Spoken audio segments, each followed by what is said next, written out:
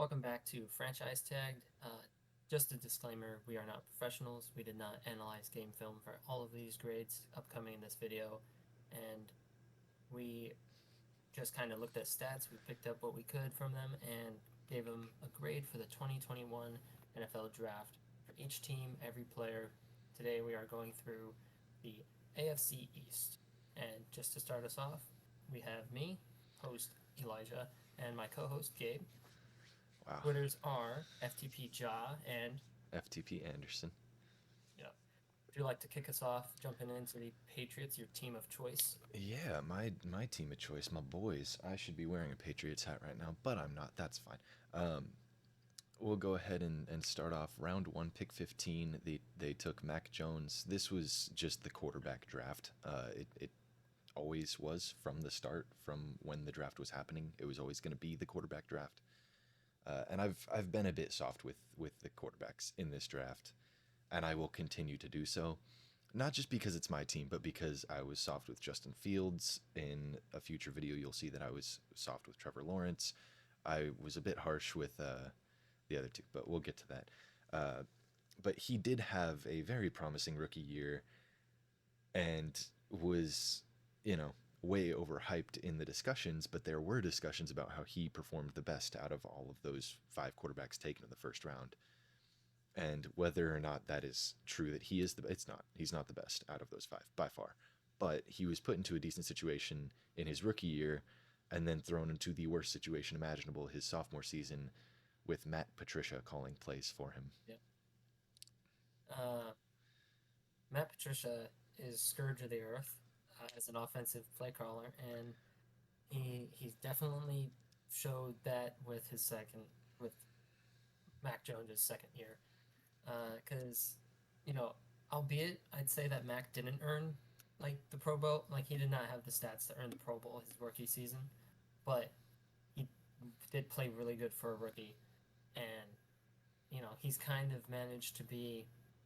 He was a solid starter his rookie year, but in the second year, uh, it was a lot rougher in terms of his production, team production, all of that, and I think that you know he he's on pace to be a good quarterback, maybe like slightly above average, but currently he's yet to show like, okay, I'm gonna be a top guy going forward. And I think that his draft coming in the middle of the first round, it's a lot better than if Trey Lance was taken. Top if he was taken where Trey Lance was and it was top three. Um, So I think that he was drafted at a good spot to have a solid starting quarterback as long as he can return to that form outside of a Patricia-led offense.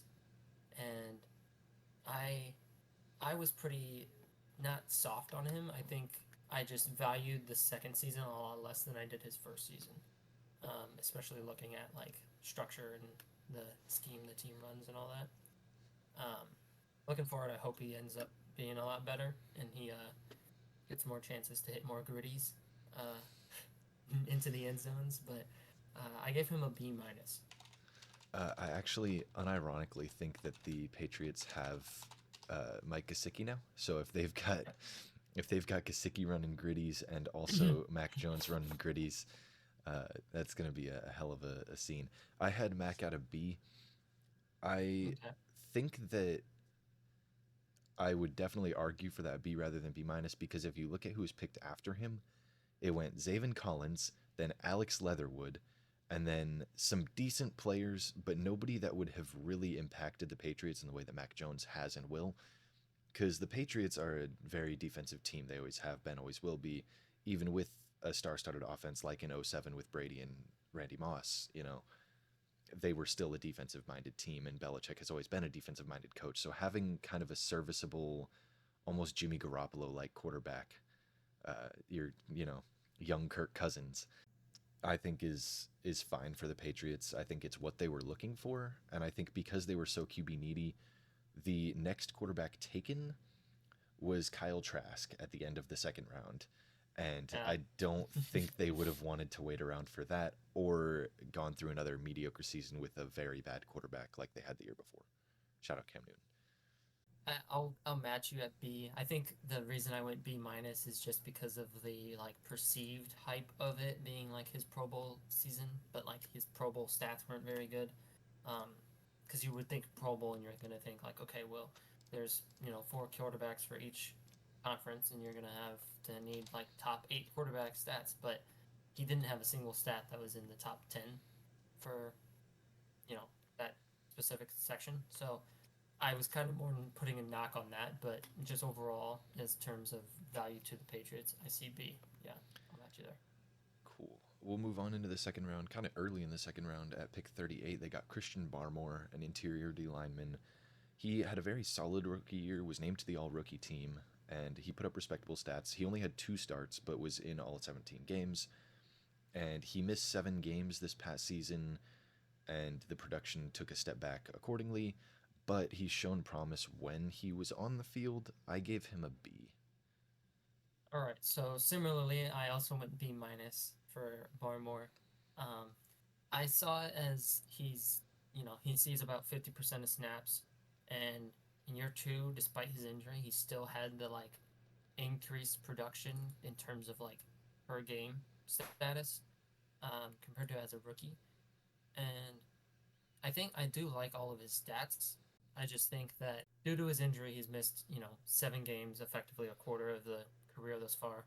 And so I just wanted to put the little negative, the little B minus, just to kind of annotate the how I felt about the missed time.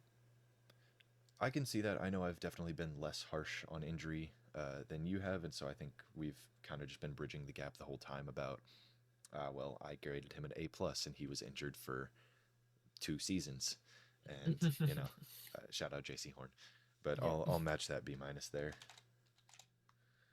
glad and to hear. we shall move onward to a much easier grade. Ronnie Perkins in the third round. He is still on the team, which normally I reserve Fs for players that are not on the team. However, he has not taken a single snap for the Patriots and was drafted in the third round, so I think an F is fairly justified there. Yep. He has 2 stints on IR. He has no stats, and I went F plus because of the whole like, I don't want to give him an F, but I went F plus for him. Oh, I feel like we're just using the F plus way too much. We should not be using it Yeah, this much, but I'll gotta be agree. limiting. I think that it's a D minus would, you know, mean that he had taken snaps. Yeah, especially out of the third round. Yeah. Moving forward, we got Ramondre Stevenson out of the fourth round, pick 120. He's pretty good. Like he's gotten to step up in that role from running back 2 every time Damian Harris decided he wanted to get hurt. Um, he's projected starter for this coming season, and like he doesn't play that many snaps, but he's also like really good at breaking tackles. He was fifth in the league for broken tackles last season. Another thing that we've used to kind of evaluate these players, um, we did for Khalil Herbert. Khalil Herbert, exactly. Yep, that was the name I was looking for. Um, is he was drafted, and that allowed them to move on from another player, and in this case, it was injury-prone Damian Harris, and so first he's an upgrade from Harris, I think, and then also he's able to allow them the ability to move on from him. So I gave him a B plus, considering just draft value. I could go up on that.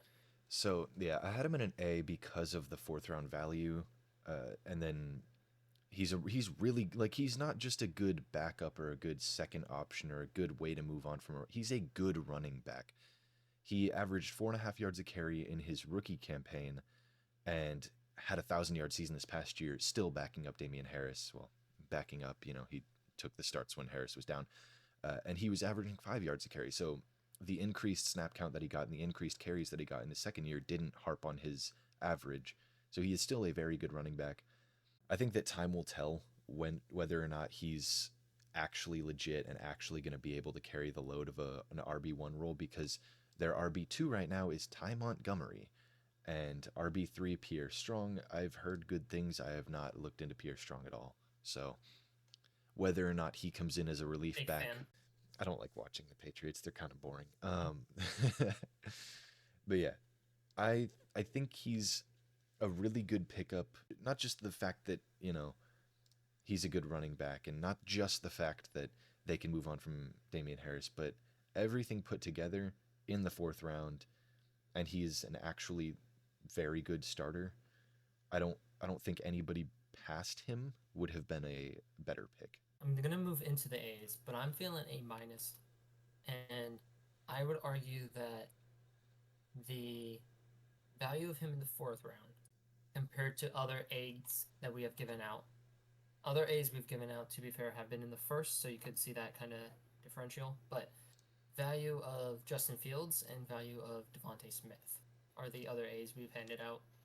And I don't feel that Ramondre will kind of fill the. He could moving forward, but I don't think he's quite there yet in the past 3 seasons of impact that those players have. I'll see your Devontae Smith and Justin Fields and raise you a Robert Hainsey who got an A minus in the third round. And I think that Ramondre is more valuable than Robert Hainsey could be, and a round later. So Well, I've been disagreeing with the Robert Hainsey grade, I think, since we finished that video. But all right, that's fair. I'll match you on A because Stevenson did lead the team in receptions in year two. I think that we will come back to, we'll definitely come back to this in the off season after this next season is over, and correct the grade. If he does end up popping off and being a Pro Bowl level running back when he gets a full workload, then that A will stay.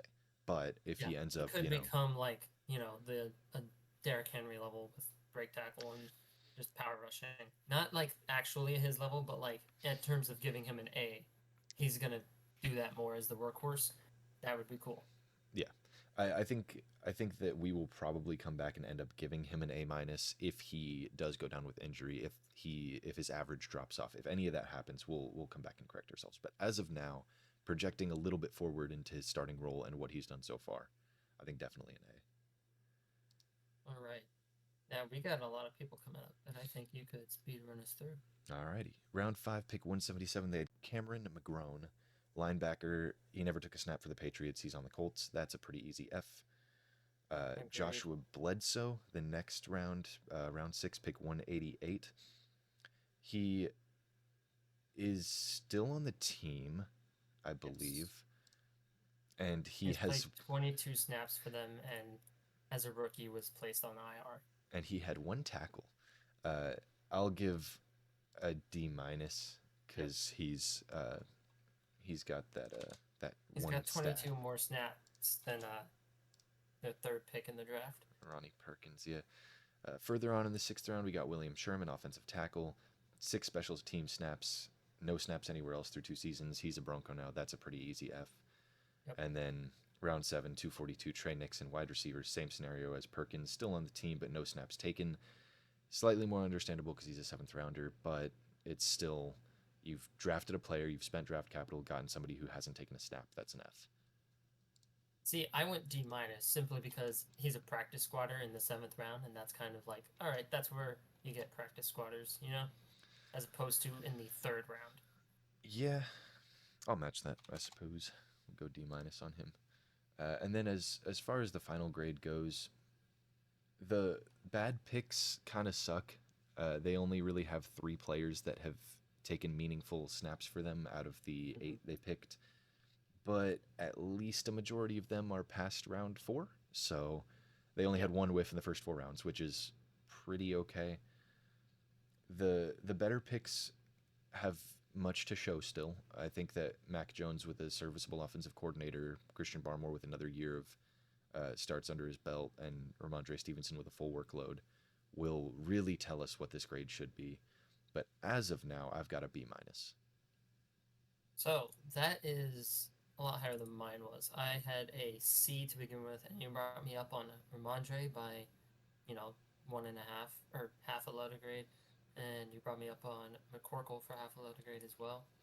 So I would say like B minus, but at the same time, I think that would be overvaluing the misses that are later in the rounds. So I'll go B. I had him at a B minus. I don't. Oh, I heard B plus when you said Oh, no, that. no, Okay, then I'll match the B minus then, no. Okay. because I was like, hold on, he said B No, plus, and I no, was no, no. thinking more B minus. Okay, that works No. out then. There was only one player that was graded higher than a Yeah. B. I wasn't gonna go B plus on that. But yeah, Hmm. B minus. I think that we can come back after another season and truly kind of give this draft, the Giants draft, and I think the Bears draft even a more realistic grade.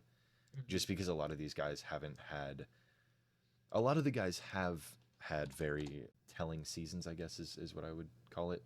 Like you've been able to kind of see what they're about. But Yeah. when you've got the situations that a couple of these teams have, you can't tell. And Hmm. I think the Patriots are in that bracket of teams that you just can't call yet. Yeah. Um. Yeah. So I think we're locking in that B minus for them, and if we move forward, I'm gonna just freestyle a little bit, and I want to go with the Dolphins next. I'll go Um, Dolphins next. Okay. Dolphins. I think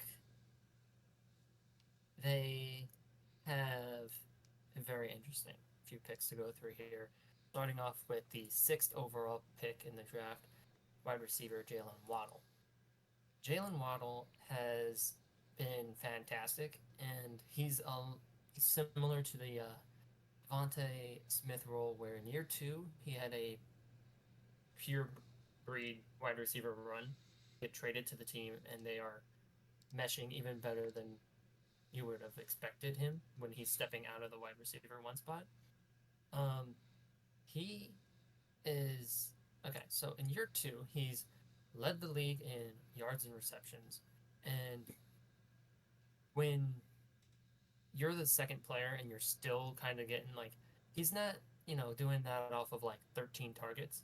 He's doing that after considerable targets and being able to be eighth in touchdowns and seventh in yards, and he's doing all of this when being 20th in targets and 23rd in receptions.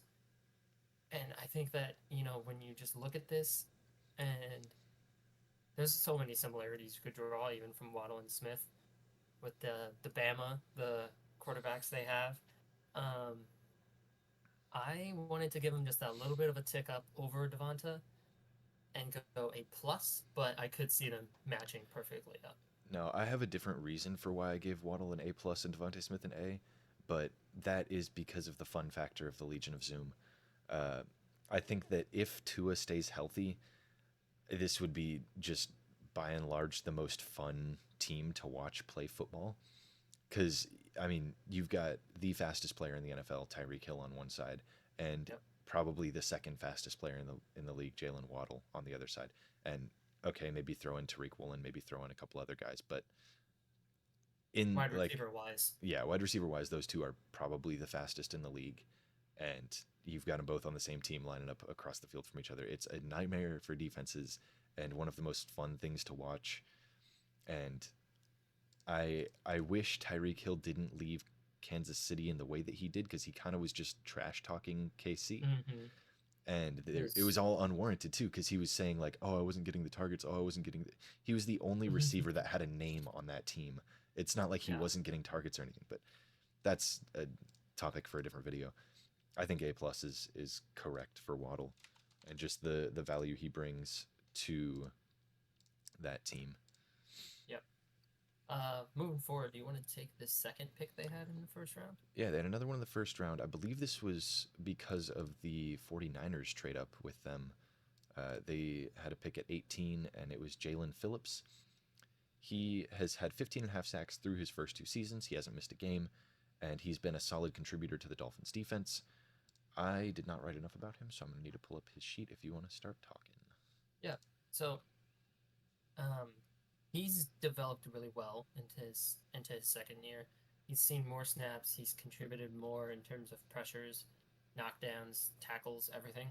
Um, Career wise, he has 15 and a half sacks, 62 pressures, and 18 TFLs. And I think that he's been, couple that with the fact that he's been completely healthy for the team, hasn't missed much time, and the fact that he's led for the team in categories, that this is a very easy, like, he's still developing and he's still getting better, but he's a top player in the draft. And so I gave him a B plus, but I could even go higher than that. So I also had him at a B plus. Looking back at it, I could also see myself going higher, but he in 5 starts had 8.5 sacks his rookie year, which is absurd, and then got 10 more starts and had fewer sacks. So he kind of took a step back there, but he had more tackles and 9 more QB hits. He had 25 QB hits his second season, which is a lot. So I'm thinking of sticking at B plus and kind of hesitantly going forward and saying, he's probably better than this, but we haven't, you know, what we've seen of him getting more snaps has not been the most promising thing in the world in the sacks department, which is the main thing you look at with edge rushers. And he is a linebacker, so he's coming off the edge and probably also in some packages dropping out in coverage. But I think that if we do bump it up, A minus would be a very, very like I don't know how I'd feel about going up to Yeah, the A range. that that was kind of how I felt when I put it at B. Is that do I want to put him into the A minus bucket, or give it another year and wait to see him earn the A minus bucket, like the A's bucket? So I think sticking with B plus is a good choice there. I And moving forward, I think that just before we move on to Javon Holland, I will say that even if we aren't giving him an A minus, we'll probably grade them a little bit more favorably at the end due to his pick because I don't know. I still think that he adds to this draft class and just makes it a really, really good draft class, but we'll get to that. But moving onward, we got round 2 pick 36, Javon Holland. Very, very good safety. He had 13 starts in his rookie season, started in every single game this past season. He has the stats to back it up as well. He had 2 picks in both of his first 2 seasons, nearly 100 total tackles last year, which is really good for a DB. And he is another big difference maker on this Dolphins defense. yeah, um, basically everything you just said. And while he's not like top end of the team, that's because the team also has Xavier Howard. He's not like as big, I would say, as other kind of late round safeties that we've graded. Cough, I'm not cough, going to go as Talanoa. highly on him as I would them because of one, draft selection, and two, just production wise. Um, but I did very much like him, and I gave him an A minus because of that.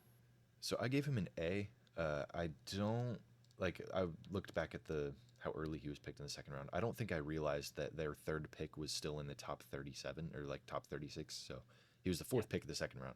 So almost still a first rounder.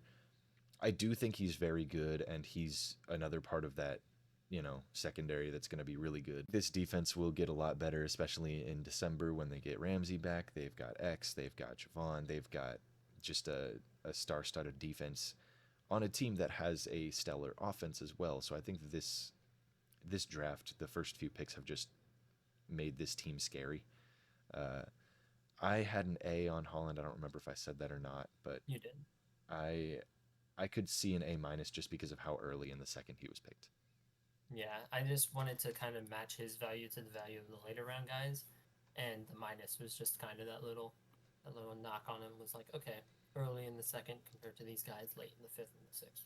I also think that just in general throughout this grading process, A pluses are almost like a full letter grade bump up from A's. Like Yeah. it's All not a jump from A minus to A is not the same jump from A to A plus. right, moving forward later in the second round, just 6 picks later, is wow they had so many picks so early in this draft. Liam Eichenberg, O lineman.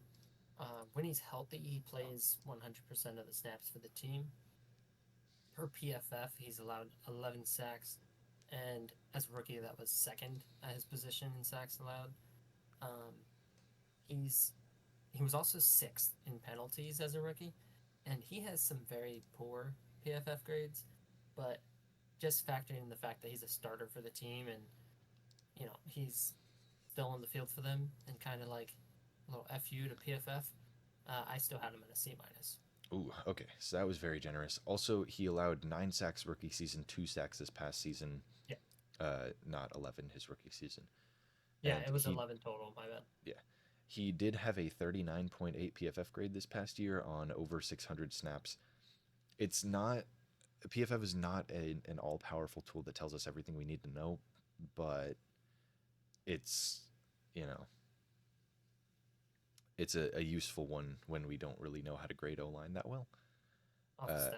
and once again, man, 20 picks before All Pro center Creed Humphrey, terrible pick. I had him at a D minus. I don't like them taking a bad offensive lineman early in the second round who is getting starts out of necessity, not out of talent. I'll go. I'll go ahead and put D flat on that. I think D minus is a little too harsh. I feel like flat D would be a more fair assessment there. I feel like we leave the D minus for players that are getting low snap counts that are in the final few rounds, not players that suck and were drafted early round two. I suppose that's fair. I just hate giving PFF any benefit of the doubt, but yeah, I'll go D minus, and we can get on with the picks here. Shout out Liam, Um, though. I'm sure you're a great guy. yeah, love you, Liam. uh, moving forward, round three, pick 81, Hunter Long.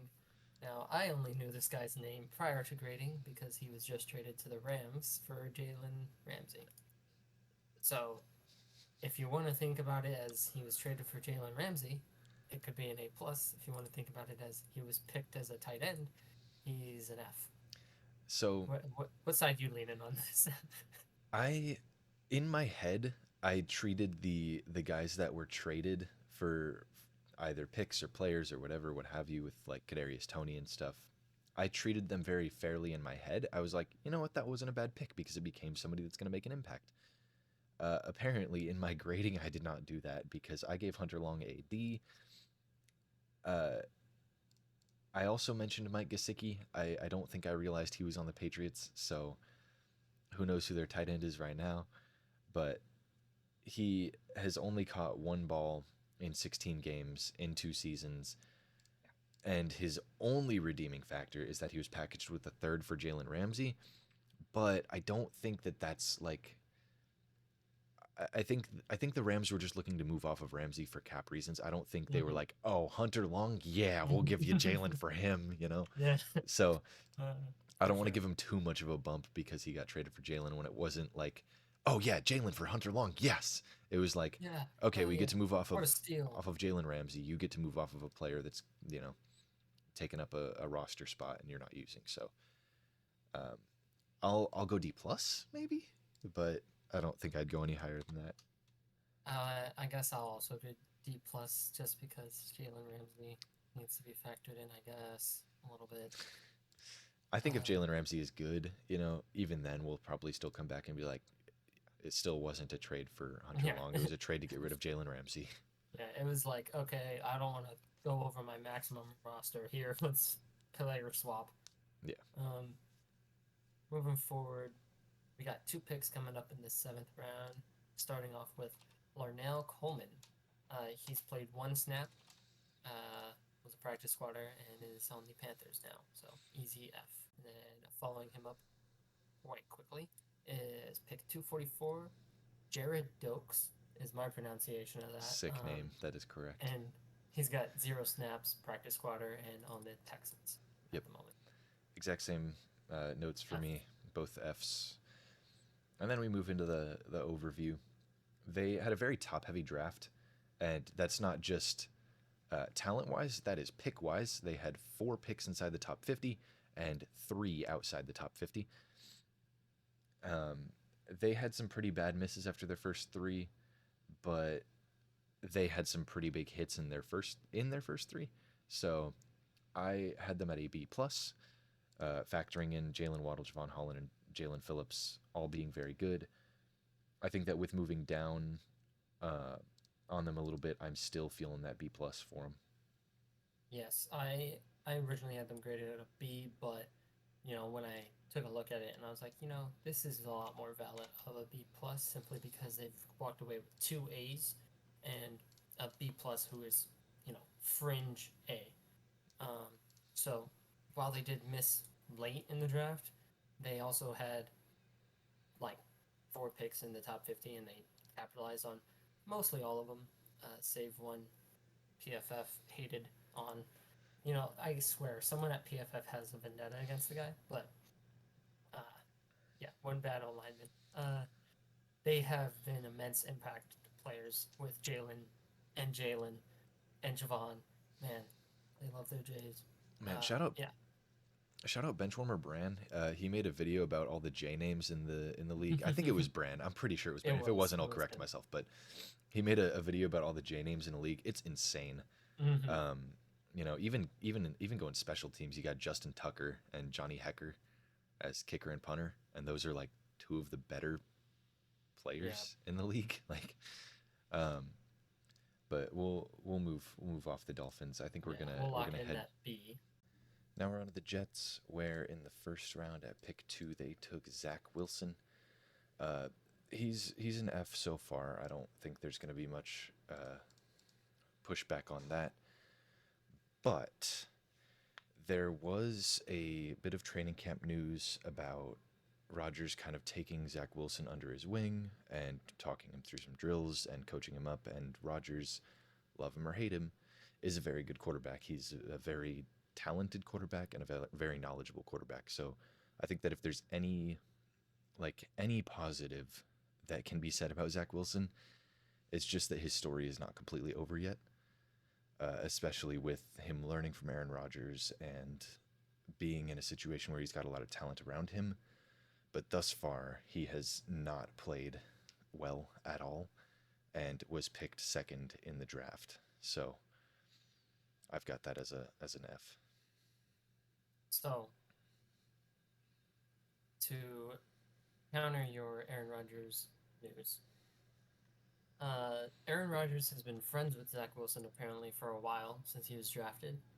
I don't know what the hell sparked that. Probably their love of MILFs. But Aaron Rodgers had talked on Pat McAfee show several times talking about his relationship with Zach.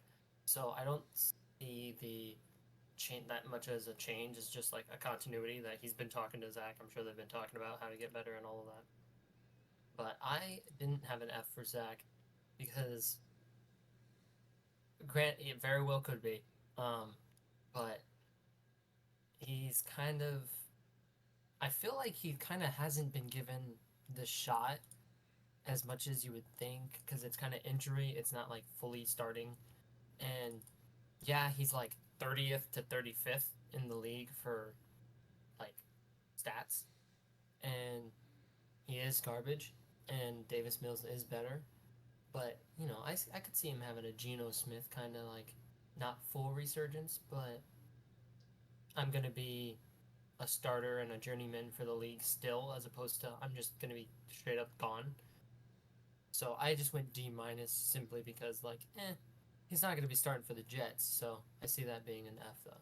So to counter your point about Rodgers, he was actually like in drills with him, walking him through how to do certain drills and how to improve his game in drills, not just like, oh, they were talking. So completely Yeah, different I than know. them just I'm being just saying, like, friends. yeah, but it's just like the point of, like, I, they've been, they've had a relationship to be better at football thus far. Right. So also, if you are a journeyman QB in the NFL picked at 2, that's an F. I don't care. Fair enough.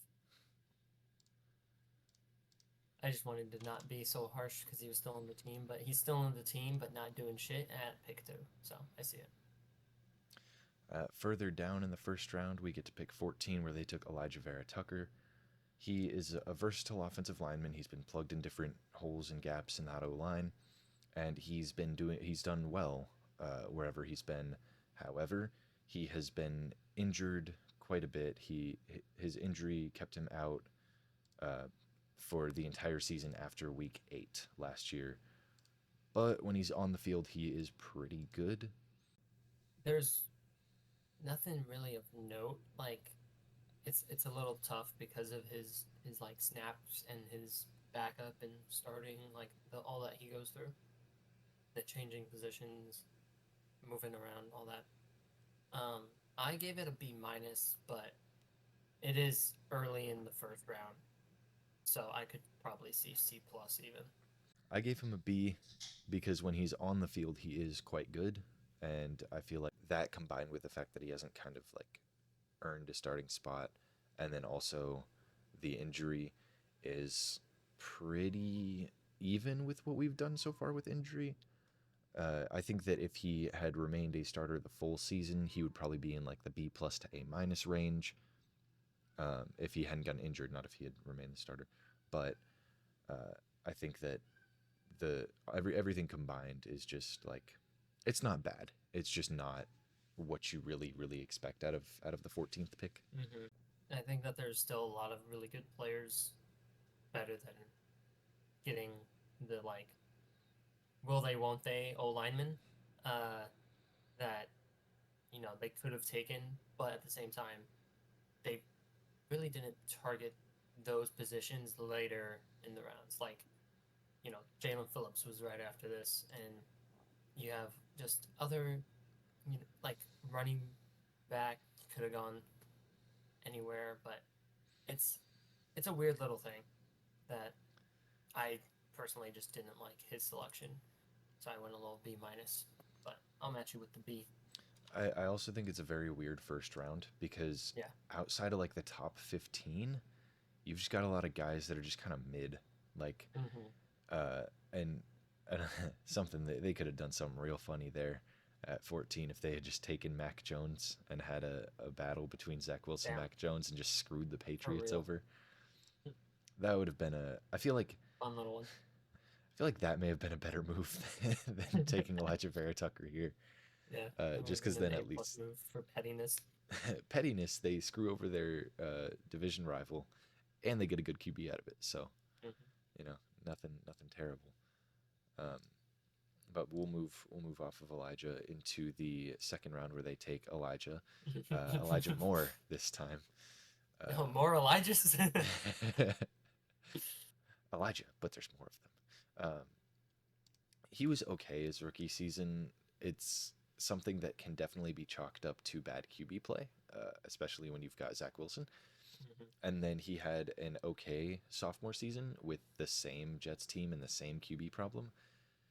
If he was still on the Jets, his future would be very bright because of Aaron Rodgers coming Yep. in and there being just space for him to move up. But he is on the Browns now. Yeah. I gave him a C because he did make a small impact on the Jets and then was coupled to get a second round pick. So he was kind of a rental for a couple years. And if you want to really go down to it, it was a third round pick and Elijah Moore for another second round pick. So they got a 2 year rental of a decent wide receiver at the cost of a third round pick. So I went F because even considering the trade, he's a second round pick and a third round pick traded for a second round pick. I don't see they lost value on that, despite like he's good for the 2 years. Like I honestly I get his value. I like him as a player, but them picking him sucks because he's not on the team. Like it's kind of the opposite of the Zach Wilson argument, where Zach was still on the team, but I saw him having a better career moving forward. Elijah Moore is not on the team. I see him having a better career because of it, and they didn't utilize him very well, and that's why he wanted to be traded in the first place. But honestly, terrible timing that he was traded right as their quarterback got good. Um, but like they lose value on the pick for him because they went from an early second coupled with a third for a second. So I would F, but considering trade value, I would kind of go like D plus, I just because strongly, they managed to. strongly disagree with an F there just because of Yeah, how we've talked about trades in the past. yeah, that was And one that he, I didn't really consider the trade because technically they lost value. But yeah, but technically every team loses value in a trade. Because, I mean, if you think about it though, you've got a receiver who wants out. He doesn't want to be mhm, there anymore. And you're going to get rid of him no matter what. It's just what are you going to get back for him? And getting a second round pick back for your second round pick, I mean, it sucks that you lost a third, but look at the third round in this draft. It's not anything that's like, oh no, they lost. Hold on, let me find a name. Oh no, they lost Josh Palmer. Oh no, how hey, they lost Chaz Surratt. Oh no, oh no, how dare they? They lost Amari Rogers. Oh my gosh, what terrible value. Just like I get it. They did lose value, sure, but he had 6 touchdowns. He had almost 1,000 yards, and he I was. guess with the fact that he's not on the team, I'm not going to give him a C because he's not on the team, and we've given similar wide receivers C's for production, but he's not going to be contributing anything past his second year with the team. Whereas those players are projecting for their future for third and fourth year minimum. And so when I don't have like, okay, I can look forward with his production, it was more so just like, okay, F because he's not on the team, but also he's traded, so there's a little value there to be gained back. So that's why I'm moving it up to that D plus range, just because I don't want to give him a C when there's players that have remained on their teams and had the same kind of production.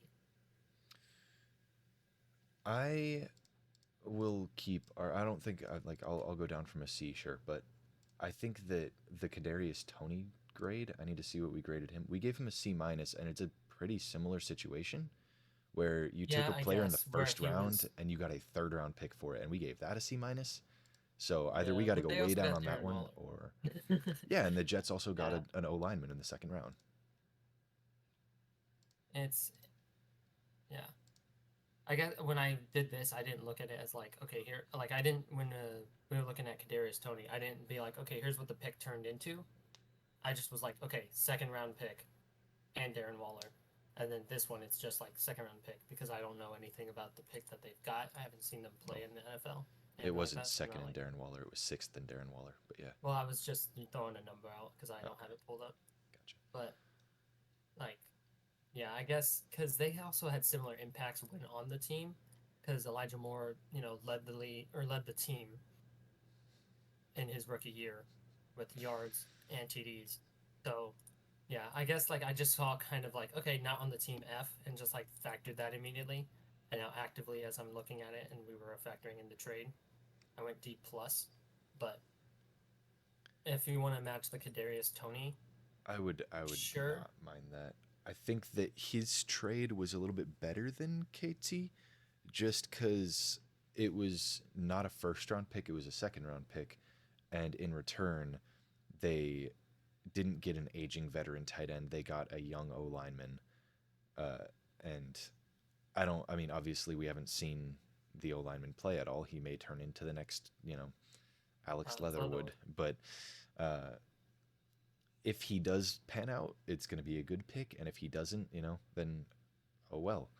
But I feel like it's the same as when we were speculating with how Darren Waller's going to be because Waller's coming off of a mid-season where he didn't really do much because of injury, and he's shown that he is not the healthiest uh, tight end out there. Like he's not going to 100% stay healthy for the entire season.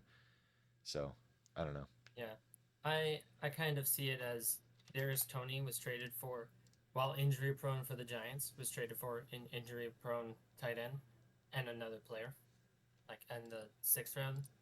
But yeah, I guess we'll just match their grades because of all the uncertainty that comes with the trade and the value that they receive from it.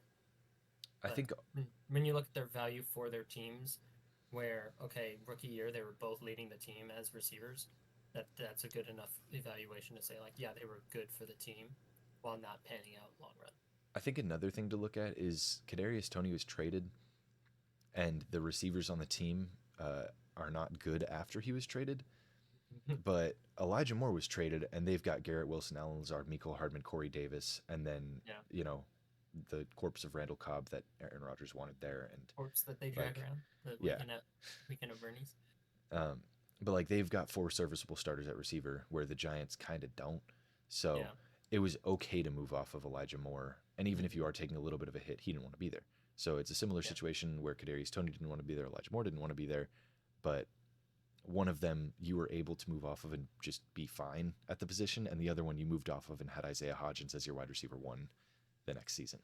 So Yeah, you've sufficiently moved me up from like the just like brain dead, like oh not there F, mm, but slightly off of the slightly up from the D plus I had when I actually thought about it. Moving forward into round four, pick 107, we have Michael Carter, and this is the first Michael Carter, not the second. Uh, he was a running back, and I, similarly to how the team felt about Elijah Moore, um, they can't make up their minds at running back, So, they got Michael Carter, and yeah, oh yeah, he's pretty good. And then Brees Hall shows up, and it's like, all right, get the fuck out of here. um, like it's he he started in 21 games. He's gotten 261 attempts and 1,000 yards and 7 TDs, and I think that he's producing good. But the fact that the team just moves on is kind of hurting these grades because the team's just like, all right, I have a very short attention span. It's like the Toy Story meme, like I'm done playing with you, or I don't want to however play with that you goes. anymore. Yeah, I don't want to play with you anymore. That feels like how the Jets draft. Um, I gave him a C plus, but and that's mostly for the, you know, fourth round value, not so much and the RB2 value there. Uh, so yeah, um I will copy paste exactly what I said in another video. I don't watch much college football. I see maybe a couple bowl games every year, and I pick a player that I like. And Michael Carter was once again a player that I liked. I liked watching him and Javante at UNC. It was, they have nice looking jerseys. The light blue is very Yeah, aesthetically I pleasing. like the Um, UNCs. but yeah, so I watched him there. I thought that they were going to be so successful and just tear it up in the NFL.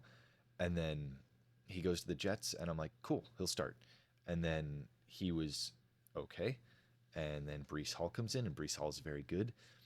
And then he lost snaps to the UDFA Zonovan Knight. And like, it's, it's going to happen. You're going to have a running back by committee when your clear RB1 goes down. But when it's to a UDFA guy that you're splitting snaps with, it's not the best look. Also, the fact that Dalvin Cook is very, very heavily rumored to be signing with the Jets, so it's going to move him further down the depth chart. Um, I think he is talented. I think he has enough in the tank that I mean, obviously he's going into his third season, but I Hmm. think I think he's good enough that he will probably sign a 2-year deal after his rookie contract is up, and he'll be okay, and he'll go somewhere else. But as far as the pick for the Jets, it just gets worse and worse by the minute. As soon like the further and further we go down the rabbit hole of Jets switching out their running backs. I had him at a C. I think that currently that's fine, and as soon as they sign Dalvin, that goes down to like a C minus D plus. So Yeah. um, Um, it's gonna. I had the C plus kind of just as like the plus for the value, and then really looking at his stats, it's like he was never really given a shot to be the breakout running back one guy for them. Um, so I'm gonna lean more to that like C minus, especially with projection of the Dalvin, because it's very likely this video comes out and Dalvin's already been signed. That's what I was gonna say. So Is as of recording, it's the 29th of July, and I feel like by the time we release it on the whatever the second, I think is when this one's coming out. mm, By the time we release it, I feel like Dalvin's gonna be there. I feel like it's gonna be right after we stop recording. Dalvin's just, oh, I'm a Jet now. Um, mm, so I'll put a little text box that's updating right before we release the video. So yep. C minus locked in for that then. yeah, Yeah. All right. Moving forward into the fifth round, which the Jets did pick 10 players, so we're just now nearing the halfway point. Round five, pick 146, Jamie Sherwood. Um, as a rookie, he played in 5 games, and um, he was placed on IR for the rest of that season. And then in year two, he played in 17, but wasn't named starter in any. Uh, he, as a career total, has just 164 snaps and plays special teams. So, you know, fifth round special teams guy. I went D plus on that. I went D. He's not adding any value to the team. He's just a special teamer, and yeah, fifth round. But Yeah, I'll match you there then. we'll move on to the second Michael Carter, the DB, the better Michael Carter, in the same round, pick 154. Last season, he had 2 picks, 9 passes defended. He started 6 games, but was in all 17. He is quickly moving up the depth chart. He's becoming a big part of that defense. And heading into the season, he is listed as the backup to Sauce Gardner. Um, so he's left cornerback number 2. Nickel. Yeah. So he'll probably show up in a couple of nickel packages, but he won't be listed as a starter most likely, just because of DJ Reed and Sauce. Yeah. He's he's got that late round upside to him. He's on the field, produces. Um, he's kind of on the higher side of in terms of allowance, but it's kind of 50-50 with the fact that he also gets the pass breakups and uh, manages to stay pretty consistent in tackling and all of that. So with all of that considered, and the fact that he was ever so nicely named Michael Carter II, so that way I could remember which one he was, um, I went and gave him a B minus, but with you know room to move up or down. So I had a B on him. I think he's going to be moving up in the depth, or maybe not moving up in the depth chart, but I think he's going to be making a bigger impact as time goes on. I think the value in the fifth round is good, and I think that all of the knocks you can have on him can be worked out, and he can just kind of get better.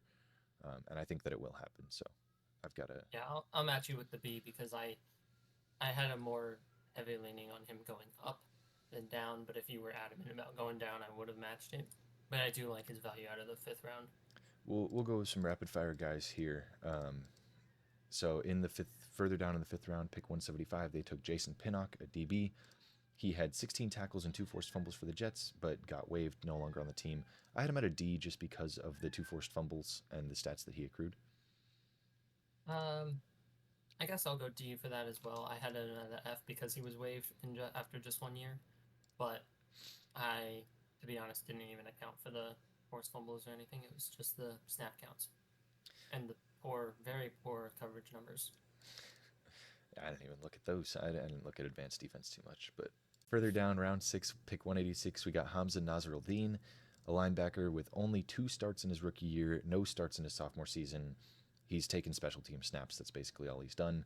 I had that as another pretty easy D, but I think we did that. Jamie and Sherwood was basically the same. We gave him a D, and this is a full round later, so I could see a D plus if you want to push it there.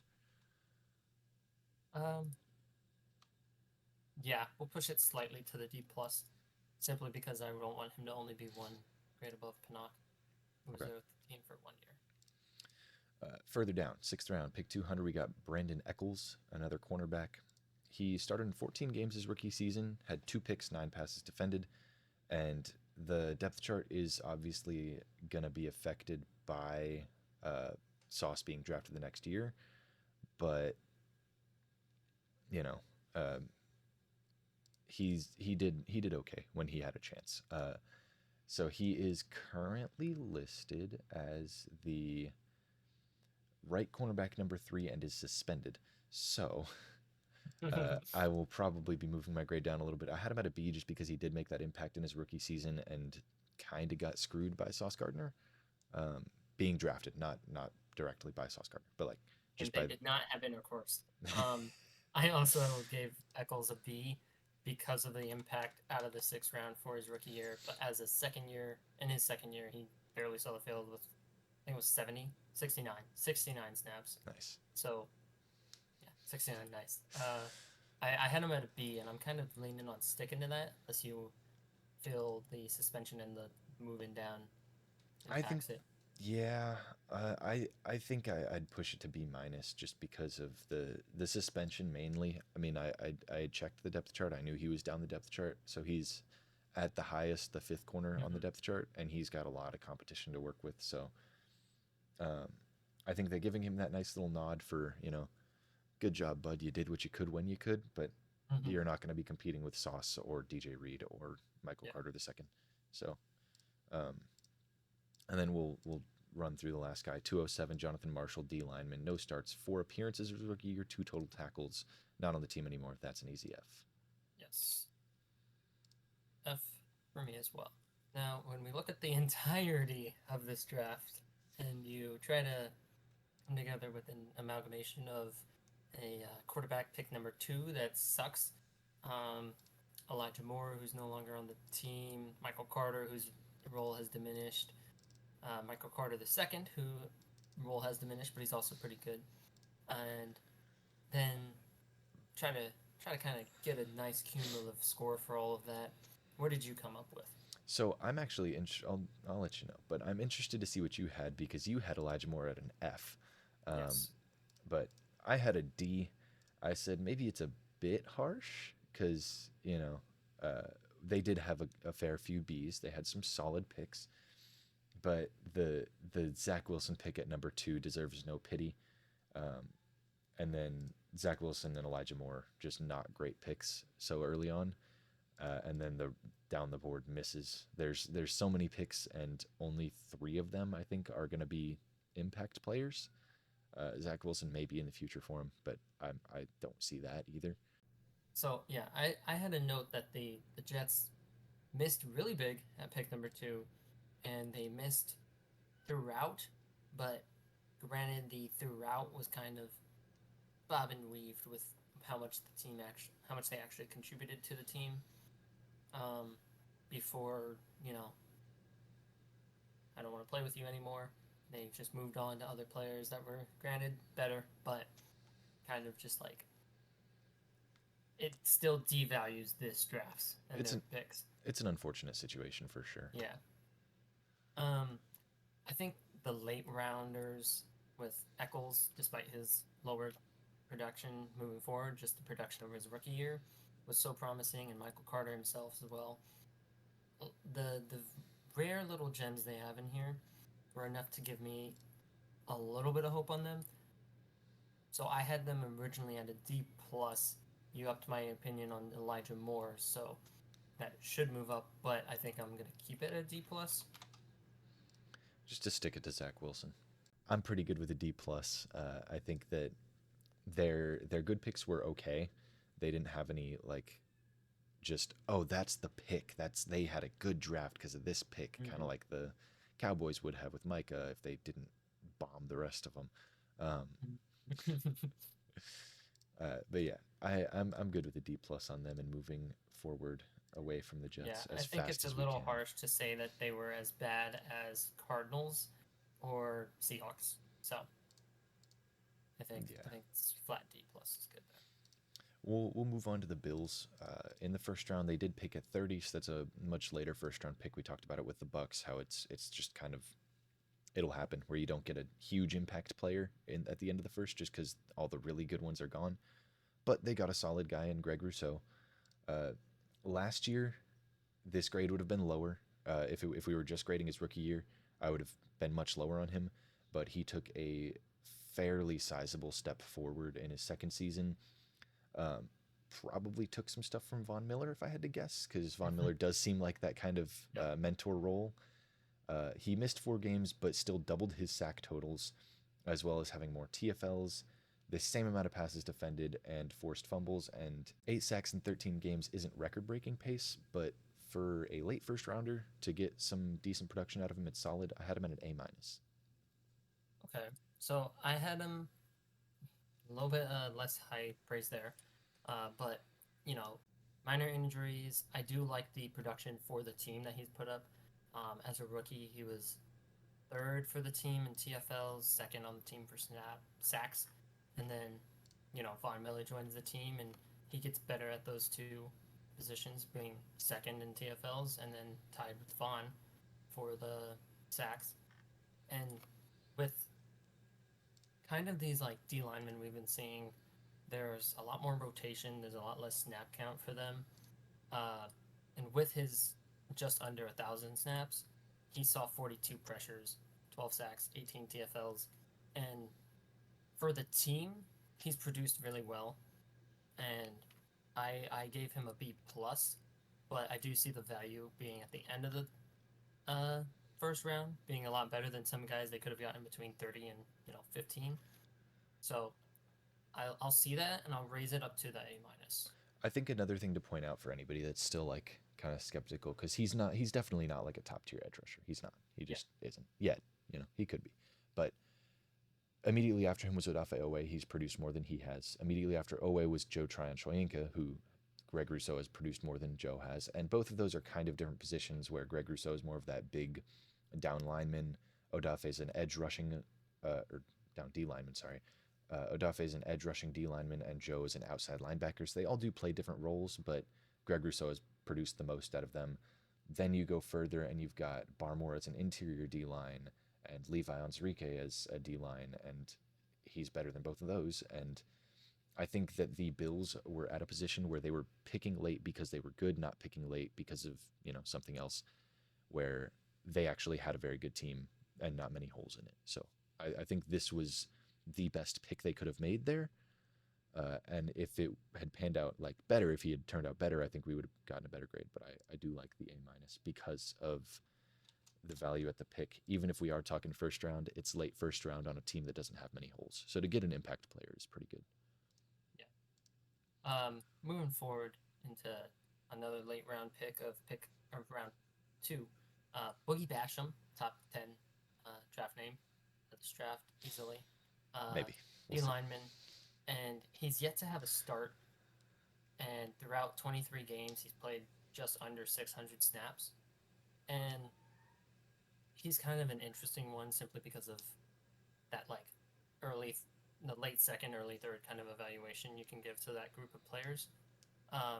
He kind of gets snap counts as a rookie. He was kind of like their sixth DN for snaps, and then year 2, he increased that up to being their third DN for snaps. And right now on the depth charts, granted everything can change throughout training camp and all that. He's currently, DN 5 to 6, but throughout his years, he's gotten his 17 pressures, 14 and a half sacks, and 8 QB hits. And while the Bills kind of have that rotational thing, um, I still believe that he's performed to a good point. It's just kind of the rotational value of him late in the second round that had me give him a minor little notch there, especially given his current status on the depth charts, where I give him a C minus. Okay. I had him at a C. I could see a C minus. I don't mind that. I think it was kind of odd of them doubling down on pass rushers or edge rushers, even though their pass rush wasn't great going into the draft. I think it was just kind of a strange move. Um, he hasn't had the same amount of opportunities as Rousseau, but his stats aren't proportional. So he hasn't done like if you take percentage of sacks per snaps, it's not the same. Um, and then in my notes, you know, completely different positions, but I went back to the Creed Humphrey where you're taking a guy who's pretty okay instead of a Pro Bowl or an All Pro center. And obviously, nobody knows everything, but it's just an easy thing to go to say, like, oh, hey, bad pick because it wasn't Creed. Um, and I hate doing it so often, but I just like shouting out Creed Humphrey a lot because he's really good. But I think a C minus is pretty good for Basham, and I think he can turn it around, especially after Von Miller's gone or retires, and he is out right now on the his status is listed as out, so he is hurt. And then Shaq Lawson and Jordan Phillips is a D tackle, my bad. But Shaq Lawson, AJ Epinesa are ahead of him on the depth chart, and I think that if he shows some improvement, he can move ahead of them. So I don't think this is like that's it for him. He sucks, but I think he does need to make a little bit of a turnaround. Mm-hmm. Move forward into round 3, pick 93, Spencer Brown, O lineman. In his career, Brown's allowed 5 sacks, penalized 13 times, and that's throughout 1,500 snaps. Um, per PFF, his grade isn't as high, but at the same time, a lot of the tackles in this draft didn't have great grades when you just like compare it around the group of when he would have been selected. A little bit above, a little bit below. I gave him a B minus, but C plus is something I'm considering is more like valid. I gave him a B. They did get a starting caliber offensive lineman in the third round. It's always good value, and especially when you've got a QB that you're building around in Josh Allen. You want to protect him. And let me see. He was 2 picks before Robert Hainsey, unfortunately, but they did get a starting caliber O lineman, and I think that that's just good value. Even if I don't think he's starting out of necessity, because they've got a solid O line. It's not like best in the league or anything, but Yeah. it's solid. And I think that him being a starter on that solid O line is a good look for him. And I think that also having an athletic quarterback that is going to move out of the pocket and not just get sacked immediately is going to help those sack numbers. Yeah. But also a quarterback that's athletic and moves out of the pocket is going to increase your penalty numbers because you're also on the move out of the pocket, out of your comfort zone. Yeah. So I think he's pretty good. All right, I'll match you at the B. But yeah, PFF grade I think was like 60 and then 57, I had it somewhere pulled up. along It was those ballparks. 51.4 this past season, 62.6 the season before. But yeah, we'll speed run a couple of these. Tommy Doyle, round 5, pick 161. Another offensive tackle. He hasn't had the impact that you'd like even out of the 5th round. Not enough snaps taken, only 150 through his first 2 seasons. I gave him a D because he's still sitting with the team. Yep, I also gave him that D for being on the team. Alrighty, and then next up, round 6, pick 203, Marquez Stevenson, a wide receiver, only a kick returner, and not a very good one. And then released by the Bills, so that's a pretty easy F. And then we get to a very interesting pick. We got Damar Hamlin here, and we're gonna get into the situation, but taking a step back in a vacuum, no situation happened, just looking at the stats, we never watched game film, we never watched anything related to him, never saw anything. He's still good. Even without all that, he's good. He had 6 TFLs, almost 100 total tackles in his sophomore season, and that was following a rookie season. Believe it or not, it was actually following a rookie season. Yeah, that's a shocker. It was following a rookie season where he didn't really get much playing time. He appeared in 14 games, started none of them. He had 2 passes defended, 2 total tackles, and then in the next season he moved full time to safety because he came into the league as a DB and then moved full time to safety. Got 13 starts out of 15 total appearances, and had the 91 total tackles and 1.5 sacks, 6 TFLs, still 2 passes defended, a forced fumble, and we'll get into the situation later. But I want to hear what you have to say about just the stats. So just the stats. As a note, straight word for word off my notes, it was Damar Hamlin is a good player. He's 3rd on the team for tackling. He only saw 50 snaps as a rookie, so that's a huge improvement year to year. He's kind of seemingly this mold that just happens that I'm learning throughout this grading, where DBs, full-time safeties, are suddenly really, really good. You got Derek Forrest and you got Noah Hufanga from that same bucket, and he's not as good as either of them. And when you look at like coverage stats and you compare his coverage versus those two, he's still not as good as them. So just looking at that, I had him rated at a B plus, and he is literally a miraculous resurrection from the voice of God. I think it was worth still keeping him out of the A's, simply just looking at him as a player. B plus was my grade. So I graded him as like not just as a player, because not only like I think if I was grading him just looking at the stats, nothing else in a vacuum, I think B plus is very accurate. But the situation he was involved in gave the Bills something to fight for, and they, oh boy, did they. It didn't work out too long, but immediately after that happened, you could kind of see like a fire was lit under them, and it didn't, propel them to a Super Bowl or anything, but it seemed like earlier in the season they didn't have something that they were like, oh, we need to win this because of this, or we need to win this because of this. And like, okay, maybe it's, oh, Von Miller's getting older and we need to win it because he needs a ring, another one, but Von Miller already has a ring. So yeah, added to his trophy case. Yeah. So I think it gave them something to fight for. I had him graded at an A because of that propellant. I think that I am okay with removing that entirely from the grading and just having it as his stats and his play on the field. Yeah. Strictly play on the field, B plus. If I did value the situation, I would have also had him at an A. Further back in the 6th round, 1 pick later, they got Rashad Wildgoose, another all-name team Wild guy. Goose. Yes, Love that name. they got Boogie and Wild Goose in this draft. Yep. He's a DB. He didn't take any snaps on the Bills. Was placed on the practice squad and claimed by the Jets. Then went to the Commanders after being waived. That's a pretty easy F. Yep. And then Um, Moving forward, the last pick of the draft was 236. Jack Anderson, O lineman, also picked up off the practice squad. Um, I do want to state that for those last two, it makes sense that they're not going to retain players in their practice squad because they're a top team in the league. They're not going to be able to put people on their practice squad and those players not be better than anyone else on any other team's practice squad. yeah, But the practice squad of a team that's contending for a Super Bowl is always different than the practice squad of the Texans. So, yep, um, yeah, I think overall this draft was, I mean, very defensive minded. They took, yep, other than O lineman, one offensive player, uh, and I think that they did pretty well. They got Greg Rousseau, who's a decent impact player or a good impact player. They got Boogie Basham, who has potential. They got Spencer Brown, who's a starting O lineman.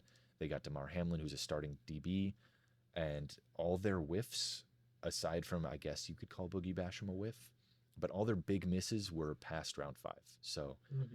this was not a bad draft by any means. I had them at a B. Um, I could see moving up or down a half grade. Yeah. So I had them at a B minus. Obviously, Damar Hamlin, Greg Rousseau, and Spencer Brown are highlights. Um, they definitely look to strengthen their trenches with this one, and so they've been up and down with trying to find consistent producers really throughout this draft with those with Boogie versus Greg and Spencer Brown versus the other alignment, but it's certainly just the highest point to me is Damar Hamlin with the value late in the draft, and that led me to giving them the B minus because when you have all of these picks and you got a B plus, a B, and an A minus, but you have all the other ones to account for as well. So it's that little knockdown from the B flat. Yeah, I think if it was just Greg Rousseau, Spencer Brown, Damar Hamlin, I think this would be more of a BB plus. But I think, yeah, B minus, just because of the lack of production from Boogie Basham, and then the misses later. Even though the misses later can be kind of uh, not accepted, but it'll happen. So it's not going to be super frowned Yeah, upon or they're anything. not the biggest factor in the grade, as you can tell, because they're Fs, and it's not like we're just averaging the grade. So it's like, oh, C minus. Yeah. But Uh, but yeah, we'll go through a little division overview now. Starting off where we had the Patriots, we had them at a B minus. A lot of guys who haven't had a full season to show us yet, especially Mac Jones, who has had full seasons but hasn't had the best situation. So it's kind of a passable scenario for him. Christian Barmore will show us more in due time. Ramondre Stevenson with a full workload will show us more. And then everybody else has basically just been pretty mid. So we went with a B plus on them. Then we moved on to the Dolphins, who had a very good draft in the early rounds. They got a B plus overall with Jalen Waddle at pick 6, Jalen Phillips at pick 18, and Javon Holland at pick 36 as their highlights, all in the B plus to A plus range. And then everybody else was kind of a miss, but those are all. yeah, again, it was a top heavy draft class for them. So with all the late misses, it's kind of less important than the early hits. Then moving into the Jets, we had a lot of conversations about a lot of these Jets players, a lot of moving around of grades here, but end of the day, we did settle that D plus for them. Simply Zach Wilson at pick number 2, a lot better value, a lot other places for the team, and then you just have a lot of players that really tossed aside and benched and moved on, despite their production still proving that they could see the field. Rounding us off, team we just talked about, B minus for the Bills. Again, just quick rehash is Damar Hamlin's late round value really adds a lot to the team's draft here, along with Gregory Rousseau and Spencer Brown straightening up the trenches, which was clearly the goal with this draft for the Bills. Definitely. This was not the worst division by a long shot. I think we've already been through the worst division, but Yes. there was no like clear runaway winner aside from the Dolphins. Were probably. The Dolphins, they don't have the late round value that we give a lot of boost for as other teams often do, but they did definitely hit on all of their early picks with this draft. Most of their early picks they missed on Yeah.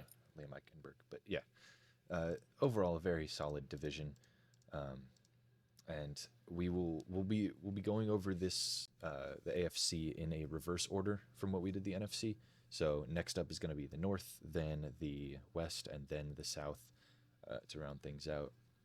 Um, but if you have enjoyed, drop a like, subscribe for the next videos, and join up on the Discord. Tell us exactly what you disagree with in the comments How and much you that hate Discord. us. How many mispronunciations we had. Give us your all name team from this draft. Unironically, do Yes. that because we'll probably be doing that in a later video. Hint hint. But yeah, drop some follows on the Twitters. Official account is going to be at tagged franchise, and then ours are right below us at FTP Anderson and at FTP Jaw. Um, yeah, thank y'all for watching. Yep. Peace.